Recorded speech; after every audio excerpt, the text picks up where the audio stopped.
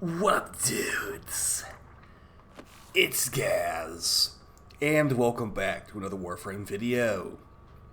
So, DE dropped some information for us about the new Gamescom drops. I'll be covering that today, and just a heads up, you can be watching my live stream channel for these drops when they come out. But yeah, we got some free weapons, and technically weapon slots, because these weapons they're giving out are not the best. And then also a free armor set as well. So let's get right into it and what you can expect on this Gamescom stream, because I am an official restreamer of this as well. So you can get drops on my channel as stated. Before we go over this stuff though, make sure you're subbed to this channel. We do daily Warframe video uploads, build videos, farming guides, discussion videos, all that kind of stuff. You're in the right place for Warframe content. Appreciate all the support, guys.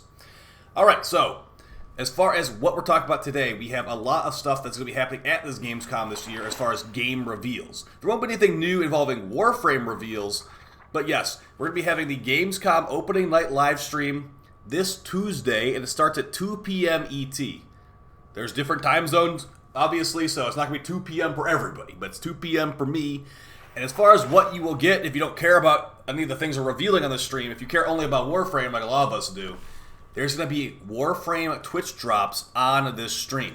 And as far as what you get the Baza submachine gun, the Castle War polearm, and the Cyrinx armor. This will start on August 20th at 2 p.m. ET, and yes, it will work on my channel as stated. So come on, stop by my live stream channel if you want to watch this stuff. You can technically also watch it on the official Gamescom channel as well if you prefer that. But yeah, I'll be reacting to all these game reveals. And there are going to be a lot of game reveals, guys. Now, as far as the weapons they give you, don't expect anything you're going to be really holding on to for very long. The Castle War is okay, but the thing about the Baza, the submachine gun they give you, and here's a build for it as well. The thing about the Baza is that it has really, really low base damage. Yeah, the actual damage of the bullets, before you multiply it with like mods and all that stuff, is terribly low. So we're looking at it right here. You're looking at 16 base damage. That's pretty hard to salvage.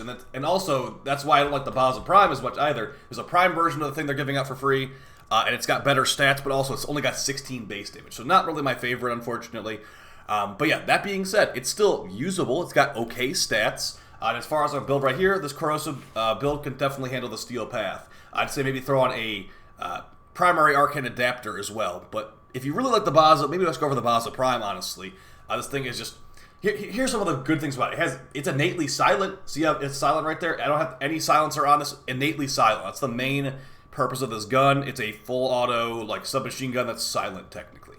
Now as far as the Castle War having a reason to exist, it doesn't really have a good reason to exist. It has good status chance and good slash damage. You can see our base damage on this thing, 188, over 10 times the damage per hit compared to the Baza. Although the Baza is it can fire out a bunch of bullets. This thing is like one hit at a time. So Castle War, I'm not going to act like I actually have a build on the Castle War, but I'd say that besides the fact that it has bad crit, you just build it as a normal polearm. So if you look at the Guandao, look at my Guandao video from a couple days ago, because the Guandao Prime's coming back.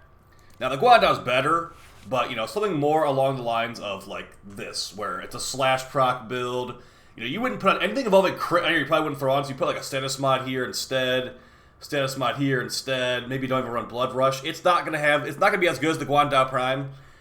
So it might just be delete for a slot. If you don't know how to delete a weapon for a slot in Warframe, I'm about to show you right now, because these weapons probably aren't worth keeping around for super long, guys. So you just basically go into your inventory, and let's say I want to delete the Castle War because it's not going to be very good. With this drop on Tuesday, it will give you inventory spaces for this. So if you go and you can delete the Castle War, if I were to delete this, I would have it. I actually might just delete this right now, because they're going to be giving me a Castle War with a reactor on Tuesday. So yeah, if you do end up keeping the weapons on Tuesday, they will have the reactor on, giving you double mod capacity. So that's why I have 60 mod capacity. I only had 40 on the Castle War. If I would have the one for the drop on Tuesday, it would have probably 60 mod capacity or more. So yeah, that would make it a little bit more easy to keep around, because you wouldn't have to drop a reactor out. They'd already give you one. But yeah, guys, it would mainly be just delete this for the inventory space. Now, moving past the Warframe stuff, what can you expect from this stream? And I'll tell you, since I'm an official restreamer of it, they have given me some ahead-of-time information. But here is going to be some of the games that will be revealed at Gamescom on this stream. And I'm not sure, a lot of these I've already heard about, so I wonder how much they're going to actually show us here. So you got Call of Duty Black Ops 6. This is the top game they're revealing at this stream.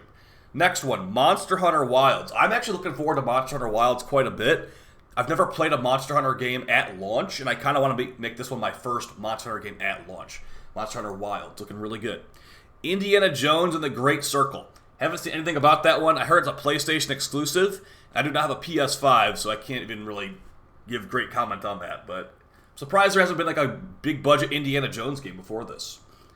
Next one, Little Nightmares 2. That's like a horror kind of game a little bit. It's more like a horror platformer game. I like the first couple of games. The third one will probably be good too. But yeah, it's not really a game for everybody, and it's a little bit simple for most players. It's not really an action-focused game, but it's pretty fun. Dragon Ball Sparking Zero. I think that's like a fighting game for Dragon Ball Z. Haven't seen it. A lot of those Dragon Ball Z games seem very similar, so it's probably going to be like very similar to a lot of the other ones. I haven't heard of this one before. Batman Arkham Shadow. Hopefully that's not the VR game they've been talking about, because I would love a new Batman Arkham game, but if we're getting another... They should have VR Batman game last time, and that might be what they're talking about. Let's hope not, but yeah, don't hold your breath on a new actual good Arkham game. It's probably going to be VR. Next game, Dune Awakening. I can't remember if that's the Dune MMO or the Dune survival game. Either way, a lot of people like Dune, and a good game for it could be nice, so I'm interested in checking that one out. Marvel Rivals, which is basically Marvel Overwatch, although you're not allowed to say that actually. But yeah, Marvel Overwatch, it's been looking pretty good. A lot of people have been playing it. They're going to hopefully reveal some more information on that at this Gamescom, which they're saying they are going to do that here. Squid Game Unleashed, a video game for Squid Game. We'll see about that. You also got Sid Meier's Civilization 7, Kingdom Come Deliverance 2, and Lost Records Bloom and Rage. Don't know what some of those are. But yeah, guys, those will be some of the main games we're revealing at Gamescom on the 20th at 2 p.m. ET. They didn't know. Here's the thing: they didn't tell us how long the Twitch drops are going to be active for. I'm assuming it will be for like a couple hours. So if you can, I'd say be there at 2 p.m. because they did not tell us how long it will take. I'm assuming a half hour of watching. As you can see right here, we're looking at the tweet they have. Tune in opening night on August 20th starting at 2 p.m. ET. They don't say how long it takes to get the drop. They didn't say that any of the stuff they sent us yet. So I'm assuming it will be a half hour because most of them are a half hour. That being said, we don't know the opening window here. It starts at 2 p.m. We don't know when it ends at. So yeah, try to be there early if possible so you can get your stuff if you want that stuff. And two Warframe, or rather 2 weapon slots is kind of nice in Warframe. And a free armor set ain't too bad either. It's not the best armor set, but hey, free is free, so... Either way, guys, I'll see you tomorrow with the weekly reset video, and I will definitely see you on Tuesday with Gamescom. And yeah, Lotus Eaters will be the day after Gamescom, guys, so we'll be covering Lotus Eaters on Wednesday as well. So you guys take it easy, and I'll see you next time. Peace!